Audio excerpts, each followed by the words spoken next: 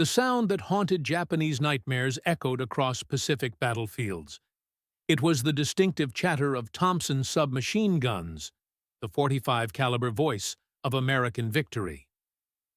By September 1945, that mechanical thunder had spoken its final word.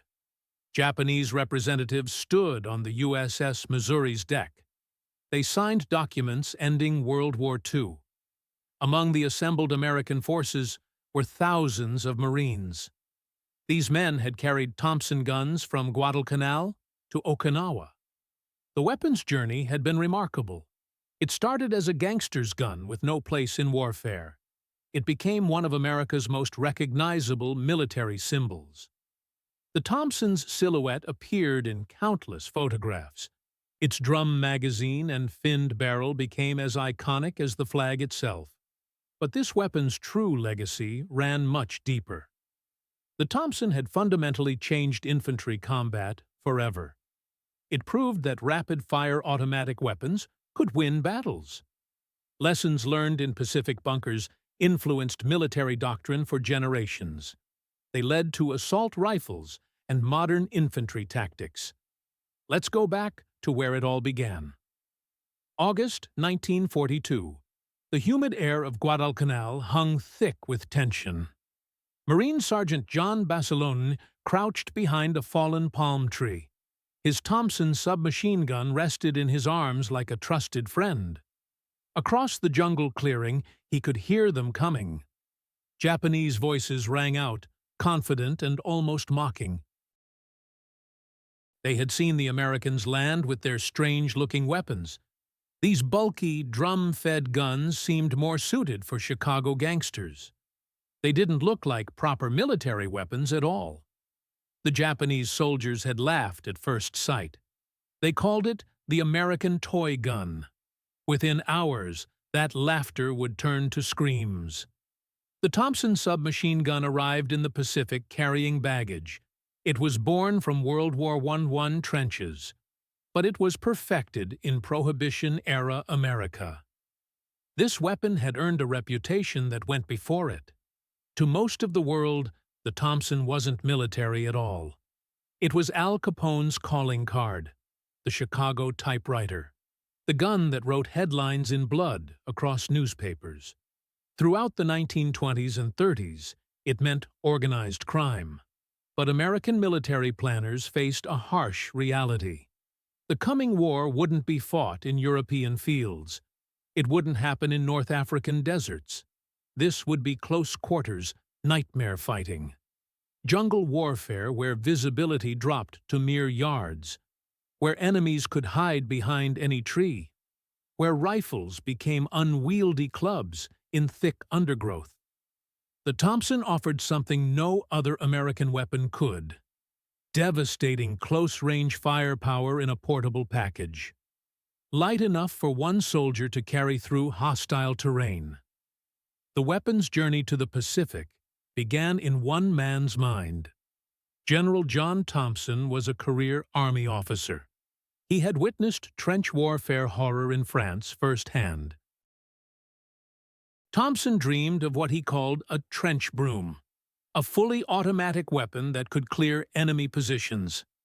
His Auto Ordnance Corporation developed the gun too late for the Great War.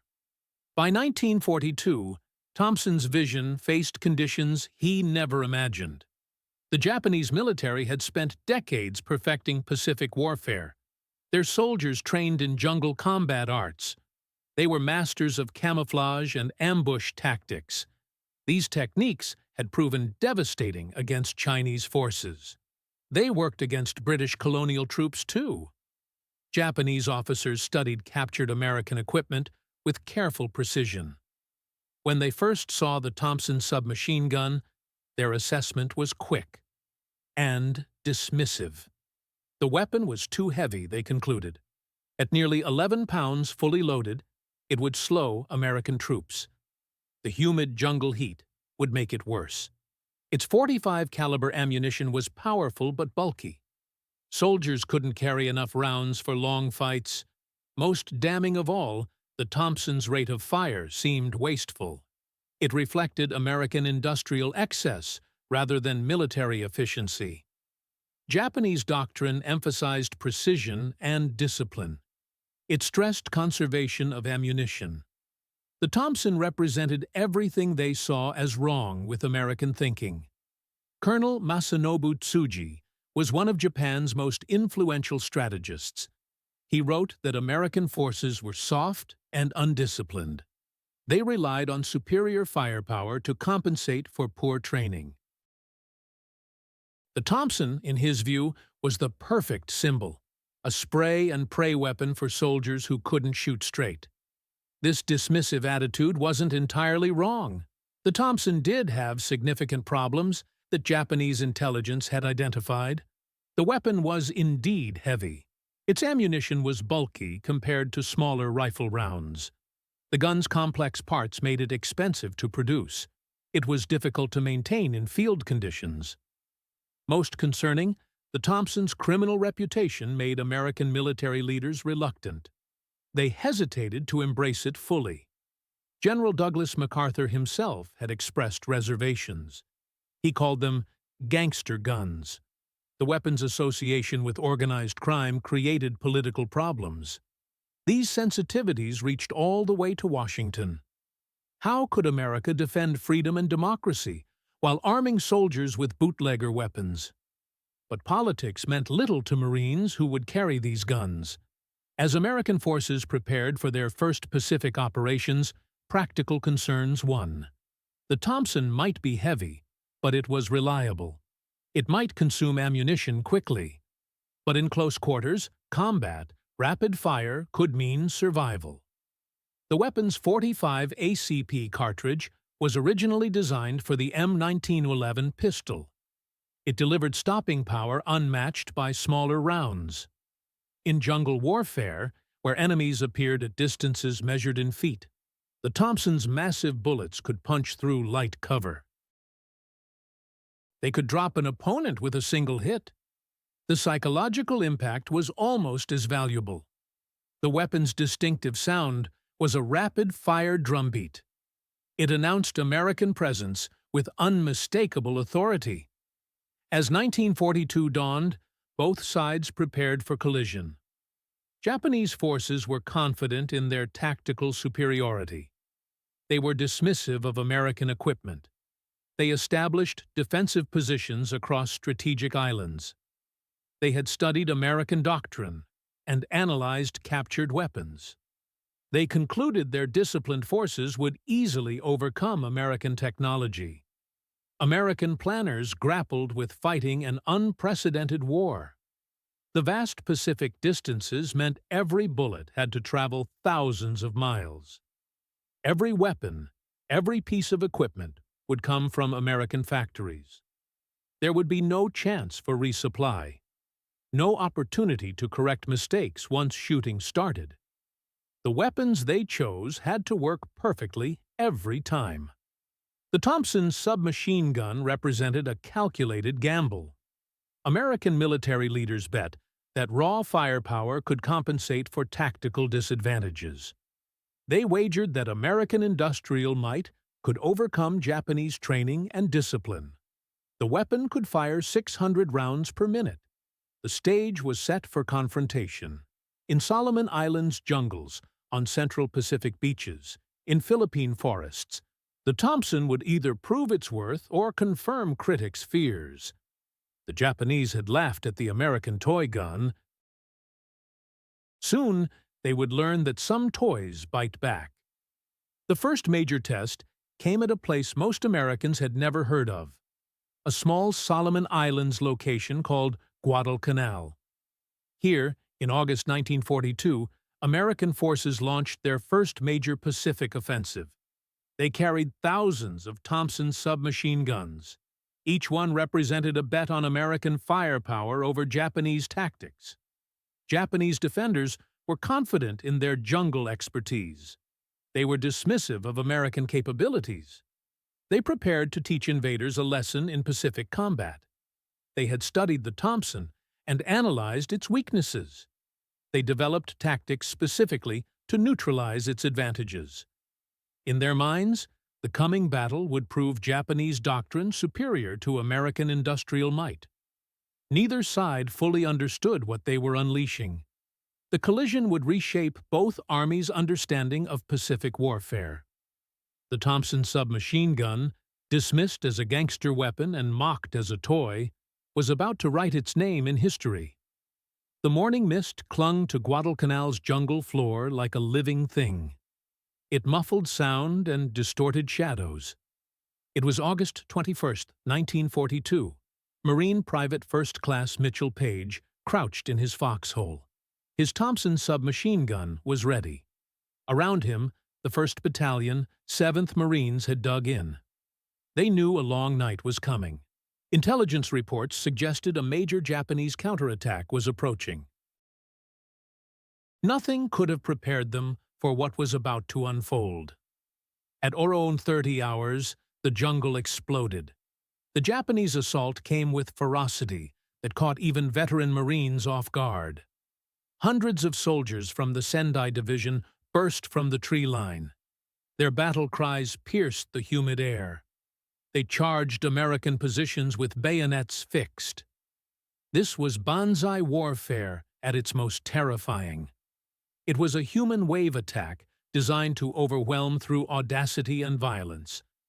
But the Japanese had made a critical mistake. They had planned their assault around neutralizing American rifle fire. They expected the standard bolt-action M1 Garand to be the primary threat. What they encountered instead was something their manuals had never addressed. The concentrated firepower of dozens of Thompson submachine guns opening up simultaneously. Private Page later described the sound as like the world's largest zipper being ripped open.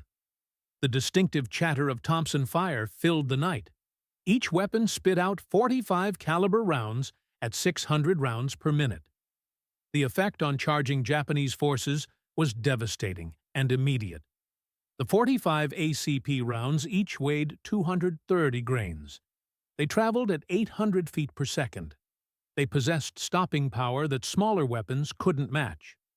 When these massive bullets struck human targets, they didn't just wound. They physically knocked attackers backward. This disrupted the momentum of the entire assault. Japanese soldiers had trained to absorb rifle fire and continue charging. Now they faced a wall of lead that no amount of courage could overcome. Sergeant John Basilone positioned himself at a critical junction in the Marine defensive line. He became the embodiment of the Thompson's devastating effectiveness. As wave after wave of Japanese soldiers emerged from the jungle, Basilone worked his Thompson with mechanical precision. The weapon's drum magazine held 50 rounds. Basilone had learned to change magazines in complete darkness. His hands, moved by muscle memory developed through countless training hours. But it wasn't just the volume of fire that made the Thompson so effective. It was the psychological impact, too. The Japanese had built their tactical doctrine around overwhelming enemy positions through superior fighting spirit. Their soldiers believed American forces would break and run when faced with determined bayonet charges. The Thompson shattered this assumption with brutal efficiency. The sound of multiple Thompsons firing simultaneously created a psychological effect Japanese commanders had never anticipated. Unlike the measured crack of rifle fire, the Thompson's rapid chatter suggested unlimited ammunition and overwhelming firepower. Japanese soldiers were conditioned to count rifle shots and time their advances. Now they faced what seemed like continuous fire from every American position. Colonel Kiyono Ichiki commanded the Japanese assault force. He had specifically planned his attack to exploit what he saw as American weaknesses. His intelligence reports had noted Thompson submachine guns among Marine units, but Japanese assessments had dismissed these weapons as ineffective for defensive warfare. The Thompson's reputation for inaccuracy at long range led Japanese planners to conclude it would be useless in night attacks. They were catastrophically wrong. In close quarters, jungle fighting, Accuracy mattered less than volume of fire and stopping power. The Thompson excelled at both. Marines didn't need to aim precisely when Japanese attackers charged directly at their positions from 20 yards or less. They simply needed to fill the air with bullets. The Thompson's .45 caliber rounds ensured that any hit would be decisive. The battle raged for 6 hours. Japanese forces launched repeated assaults against Marine positions. Each attack followed the same pattern. Japanese soldiers would emerge from the jungle in coordinated waves. They met devastating Thompson fire that broke their momentum and scattered their formations. The weapon's reliability proved crucial as the night wore on. While other firearms jammed or overheated, the Thompson continued functioning flawlessly. Despite humid conditions and constant use, it never failed. Marine Corporal Anthony Casamento fought alongside Basiloni's unit. He later recalled the surreal nature of the combat. You couldn't see them coming until they were right on top of you. But when they hit our line, it was like they ran into a buzzsaw. The Thompsons just chewed them up. The Japanese struggled to adapt to this unexpected firepower. Their tactical doctrine emphasized individual marksmanship and precise fire control. These concepts proved inadequate when facing weapons designed for sustained automatic fire. Japanese soldiers found themselves pinned down by continuous Thompson fire. They couldn't advance or retreat effectively. As dawn broke over Guadalcanal, the true cost of Japanese miscalculation became apparent. Hundreds of bodies lay scattered across the jungle floor. They were testament to the Thompson's devastating effectiveness in close-quarters combat. The Sendai Division, one of Japan's most elite units, had been virtually destroyed in a single night's fighting, but the impact extended far beyond casualty figures. Japanese military commanders monitoring the battle from throughout the Pacific were forced to confront an uncomfortable reality. Their assumptions about American weapons and tactics had been fundamentally flawed. The Thompson submachine gun, dismissed as a gangster's toy, had proven capable of stopping elite Japanese infantry in their tracks. Word of the Guadalcanal fighting spread quickly through Japanese military circles.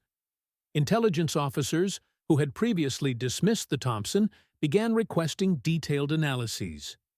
Tactical manuals were hastily revised to address the threat posed by American automatic weapons. Most significantly, Japanese commanders began questioning their fundamental assumptions about American fighting capabilities. The psychological impact on Japanese forces was equally profound. Soldiers conditioned to believe in their tactical superiority now faced weapons that embodied American industrial might. The Thompson's distinctive sound became associated with American firepower and technological advantage. This undermined Japanese confidence in their ability to overcome superior equipment through superior spirit alone. For American forces, the success at Guadalcanal proved their decision to embrace the Thompson despite its controversial reputation. Marine commanders, who had initially been skeptical, became its strongest advocates. Reports from front lines emphasized the Thompson's reliability, stopping power, and psychological impact. General Alexander Vandegrift commanded Marine forces on Guadalcanal. He sent a detailed report to Washington highlighting the Thompson's performance. The submachine gun has proven invaluable in jungle fighting. Its rapid rate of fire and heavy bullet have stopped enemy attacks that might otherwise have overrun our positions. I recommend immediate expansion of submachine gun distribution to all frontline units. The success at Guadalcanal also began changing American tactical doctrine.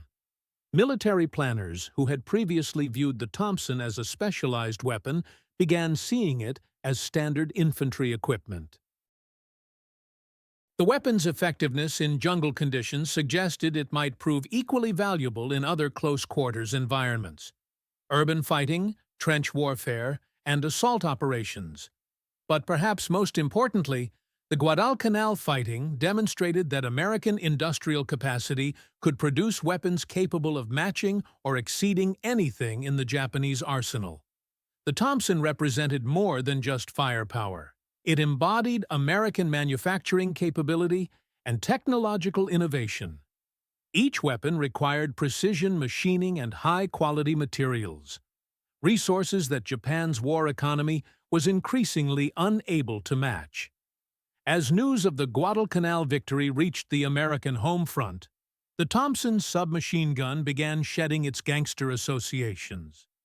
It emerged as a symbol of American military might. Hollywood studios, always quick to capitalize on current events, began featuring the weapon in war films. Magazine articles celebrated the Tommy gun Marines who had stopped Japanese banzai charges with American firepower.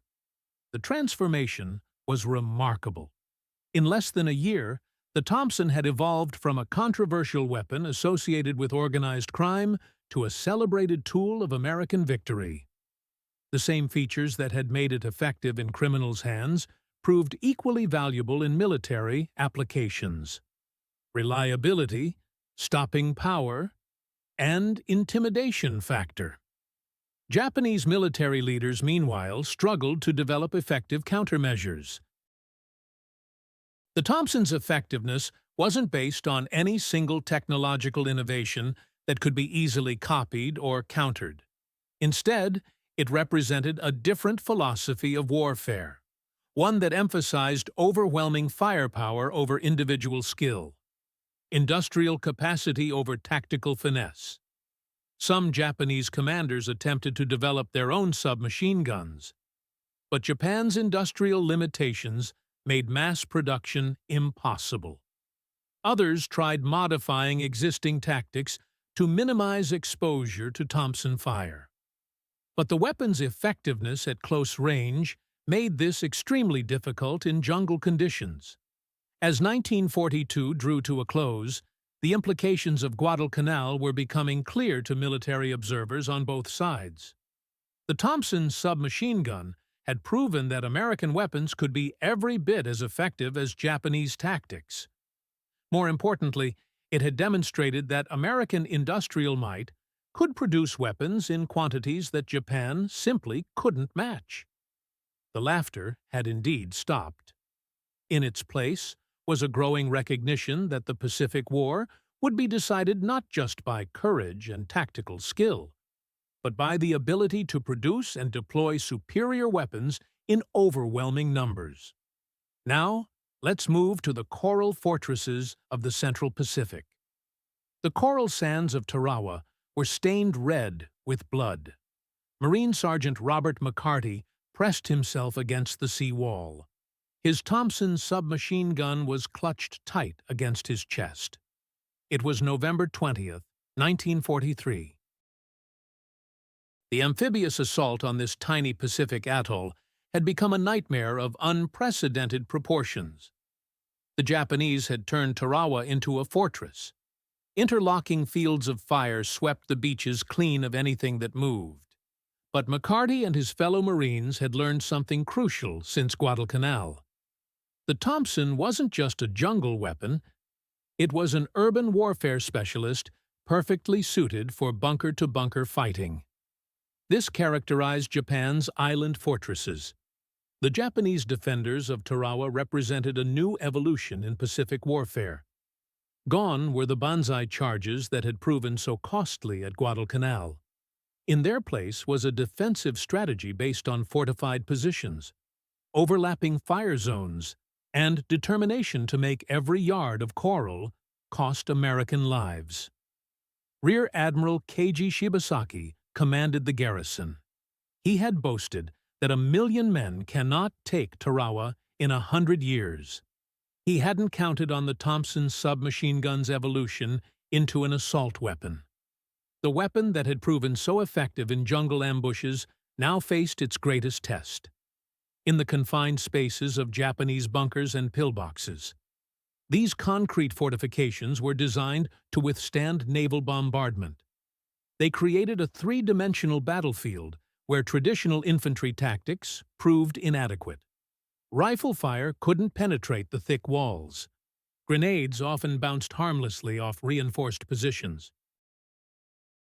But the Thompson's .45 caliber rounds fired at close range could penetrate firing slits and ventilation openings. Japanese engineers had been forced to include these in their designs. More importantly, the weapon's rapid rate of fire allowed Marines to suppress enemy positions, long enough for assault teams to close distance and eliminate defenders with explosives. Corporal John Bradley fought with the 2nd Marine Division. He discovered the Thompson's bunker busting capabilities almost by accident. Pinned down by machine gun fire from a concrete emplacement, Bradley noticed his Thompson rounds were ricocheting inside the bunker through a narrow firing port. "I just kept pouring rounds through that slot," he later recalled. Pretty soon, the firing stopped. The technique, dubbed bunker spraying by Marines, became standard practice throughout the Central Pacific Campaign.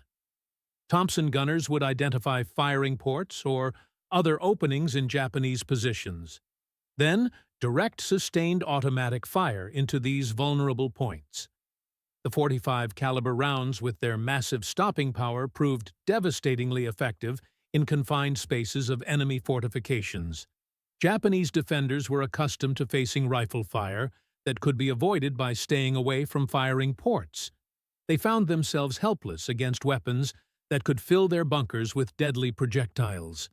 The psychological effect was as important as the physical damage. The distinctive sound of Thompson fire, amplified and distorted by concrete walls, created a terrifying noise. It broke the morale of even veteran defenders. Lieutenant Colonel David Shoup commanded the 2nd Marine Regiment at Tarawa. He recognized the Thompson's tactical evolution. He began incorporating it into formal assault doctrine. "The submachine gun has become our primary bunker assault weapon," he reported to division headquarters. "Its ability to deliver sustained fire through small openings makes it invaluable for reducing fortified positions." But the Thompson's effectiveness at Tarawa extended beyond bunker warfare. The weapon proved equally valuable in street fighting that characterized the battle for Betio Airfield. Japanese defenders had constructed a network of trenches and spider holes. These turned every advance into a deadly game of hide-and-seek. Traditional infantry tactics based on fire and maneuver with rifles proved inadequate for this three-dimensional battlefield. The Thompson's rapid rate of fire and devastating stopping power made it perfect for clearing these defensive positions. Marines could spray suspected hiding places with automatic fire. This forced defenders to reveal themselves or be eliminated where they hid. The weapon's reliability in the sandy, coral dust environment of Tarawa also proved crucial. While other firearms jammed or malfunctioned, the Thompson continued to function flawlessly. The Japanese struggled to adapt to this new reality. Their defensive doctrine, based on precise fire control and conservation of ammunition, proved inadequate against weapons designed for sustained automatic fire. Japanese soldiers found themselves outgunned in close-quarters combat. They couldn't match the Thompson's rate of fire with their bolt-action rifles and light machine guns. Intelligence reports from Japanese units on Tarawa revealed growing concern about American automatic weapons. "The enemy possesses numerous rapid-fire guns that make close combat extremely difficult," wrote one Japanese officer. "Our soldiers cannot approach American positions without being subjected to overwhelming fire." Some Japanese commanders attempted to develop countermeasures. These included deploying their own submachine guns and modifying defensive positions to minimize exposure to Thompson fire. But Japan's industrial limitations made it impossible to match American production of automatic weapons. The Thompson's effectiveness in bunker warfare made traditional fortification techniques obsolete. As American forces advanced across the Central Pacific, the Thompson continued to evolve and adapt. The weapon that had started as a trench broom in World War I gained notoriety in Prohibition-era America and proven itself in Guadalcanal's jungles, now became the standard tool for Pacific Island warfare. The Marshall Islands campaign in early 1944 saw further refinement of Thompson tactics. Marines developed specialized assault teams built around Thompson gunners. Riflemen and grenadiers provided support for the submachine gun's devastating close-range firepower. These teams proved capable of reducing Japanese positions that had previously required massive artillery bombardments or costly frontal assaults. At Kwajalein, the Thompson's effectiveness was so pronounced that Japanese defenders began abandoning positions at the first sound of its distinctive chatter.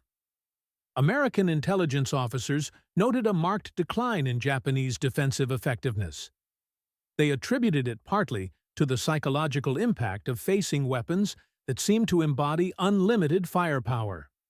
The weapon's success also began influencing American industrial production. Auto Ordnance Corporation, the Thompson's manufacturer, received massive orders from the War Department. Factory workers in Bridgeport, Connecticut, many of them women who had replaced men sent to fight overseas, worked around the clock to meet demand. The Thompson had become more than just a weapon. It was a symbol of American industrial might and technological superiority. But perhaps most importantly, the Thompson's success in the Pacific began changing fundamental assumptions about infantry warfare. Military theorists who had long emphasized individual marksmanship and fire discipline were forced to confront reality. Overwhelming firepower could be more effective than precise shooting. The Thompson represented a new philosophy of combat, one that would influence weapon design and tactical doctrine for decades to come. By mid-1944, as American forces prepared for the assault on Saipan and the Mariana Islands, the Thompson submachine gun had become an integral part of Pacific warfare. Japanese intelligence reports consistently identified American automatic weapons as a primary threat. Defensive planning increasingly focused on countering the Thompson's devastating effectiveness. The weapon that Japanese officers had once dismissed as a gangster's toy now commanded their respect and fear. Intelligence manuals were revised to emphasize the threat posed by American submachine guns. Tactical doctrine was modified to minimize exposure to their devastating fire. For American forces, the Thompson had become more than just a weapon. It was a symbol of their technological and industrial superiority. The distinctive sound of Thompson fire had become associated with American victory, a mechanical voice that announced the arrival of liberation to occupied territories throughout the Pacific. The Japanese had learned at terrible cost that some American toys were far from harmless. The Thompson's .45 caliber voice had spoken with unmistakable authority across every major battlefield in the Pacific theater. Its message was simple but profound. American industrial might, embodied in superior weapons and unlimited production capacity, would ultimately prove decisive in the struggle for Pacific supremacy. For the men who carried Thompsons into battle, the weapon represented something deeply personal. These Marines and soldiers had learned to trust their lives to a gun that never failed them when it mattered most. In humid Solomon jungles, on coral Central Pacific beaches, in volcanic caves of Iwo Jima, the Thompson had proven itself a reliable companion in humanity's darkest moments. The Japanese military, forced to confront American industrial superiority, had learned painful lessons about the relationship between technology and warfare. The Thompson represented more than just superior firepower. It embodied a different approach to military production, one that emphasized quantity and reliability over elegance and precision. Japan's inability to match American automatic weapon production had been a crucial factor in their ultimate defeat. The weapon's success in World War II helped rehabilitate its reputation. It transformed from a symbol of lawlessness into an icon of American determination. The Thompsons' influence extended beyond military applications. Hollywood embraced this transformation, featuring the Thompson in countless war films that celebrated American heroism and technological superiority. In post-war years, as America emerged as a global superpower, the Thompson became a symbol of the industrial might that had made victory possible. The weapon represented the triumph of American manufacturing over Axis militarism, proof that democratic societies could outproduce and outfight totalitarian regimes when properly motivated. But perhaps most importantly, the Thompson's Pacific War service demonstrated the unpredictable nature of military innovation. A weapon designed for World War I trenches, perfected in Prohibition-era streets, had found its true calling in Pacific jungles and coral fortresses. The gun that Japanese officers had dismissed as a toy had become the voice of their defeat. The laughter that had greeted the Thompsons' arrival in the Pacific had been replaced by something far more profound, a recognition that warfare in the modern age would be decided not just by courage and tactical skill, but by the ability to produce and deploy superior weapons in overwhelming quantities. The Thompson submachine gun, with its .45 caliber authority and mechanical reliability, had spoken this truth with unmistakable clarity across every major battlefield in the Pacific theater. As veterans returned home and Pacific Islands were rebuilt, the sound of Thompson fire faded into memory, but its echo would resonate through military history.